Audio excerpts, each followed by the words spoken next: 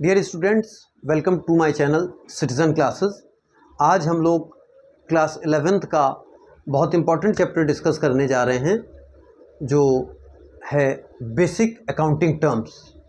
ये चैप्टर इसलिए बहुत इम्पॉर्टेंट है कि हमारे जो भी स्टूडेंट्स हैं क्लास 11th के, उन्होंने 11th से पहले अपनी लाइफ में कभी भी अकाउंटेंसी नहीं पढ़ी है।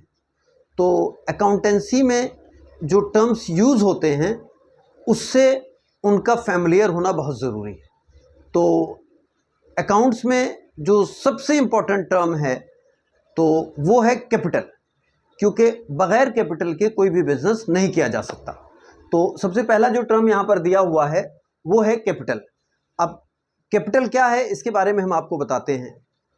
वो अमाउंट जिसे लगा के बिजनेसमैन या प्रोपराइटर बिजनेस शुरू करते हैं उसको कैपिटल कहते हैं।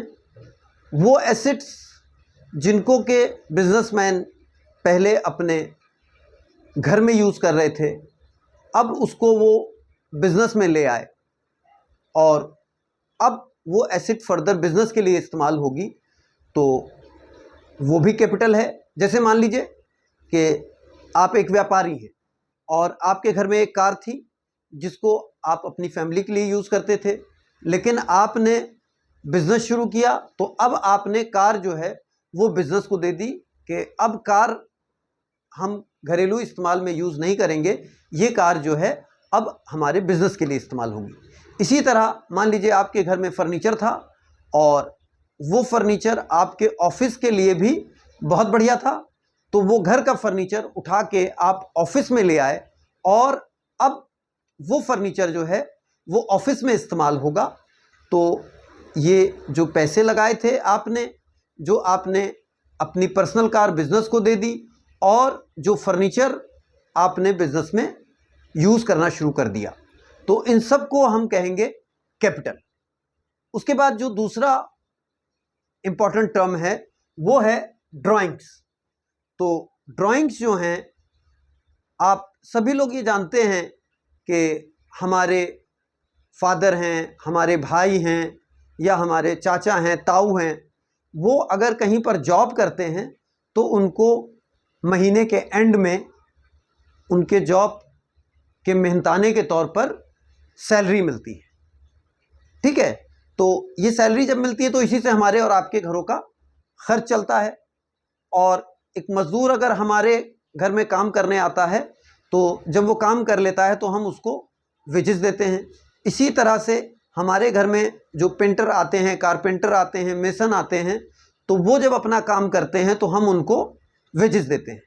लेकिन व्यापारी सुबह से शाम तक अपनी शॉप पर बैठे हुए हैं या अपने शोरूम पर बैठे हुए हैं, या अगर उनका होलसेल का काम है तो वो अपने गोदाम पर बैठे हुए हैं, लेकिन उनको ना तो कोई सैलरी मिलती है ना वेजेस मिलते हैं।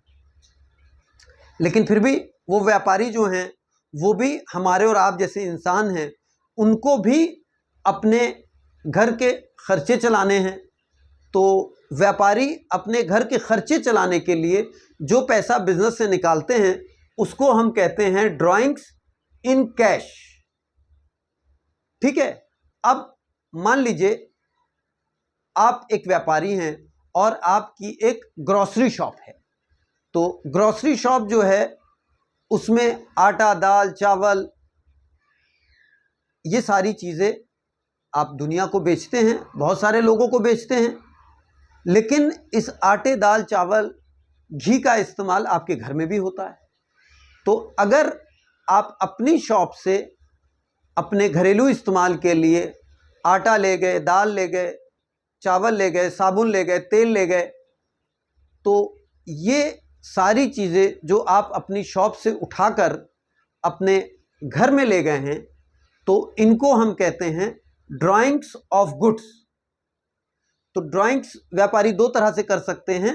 अगर उन्होंने बिजनेस में से पैसा निकाला है अपने डे टू डे एक्सपेंसेस को मीट आउट करने के लिए, तो उसको हम कहेंगे ड्राइंग्स इन कैश।